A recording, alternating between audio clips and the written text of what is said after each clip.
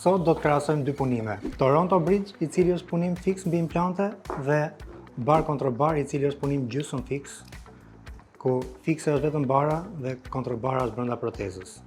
Toronto Bridge është një punim fiks i cili ndërtohet mbi implante ose mbi multiunit. Mund zgjidhet materiali metalit, krom kobalt ose titanit, me dhëmb akriliku ose zirkoni, varet sipas rastit që kërkohet. Ndërsa bar kontro bar është një punim gjysmë fiks.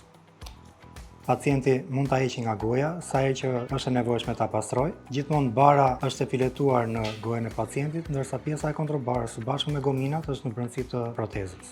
Toronto Bridge është një punim i cili përdoret në rastet kur pacienti ka hapësirë vertikale 12 deri në 15 mm, përdoret në rastet kur pacienti ka volum kockor, edhe më së shumti përdoret në rastet ku kërkohet estetik maksimale dhe stabilitet shumë i fortë i protezës. Gjithashtu më e rëndësishmja e Toronto Bridge është kur implantet vendosen në pozicion korrekt, ashtu siç duhet të jetë edhe në literaturë.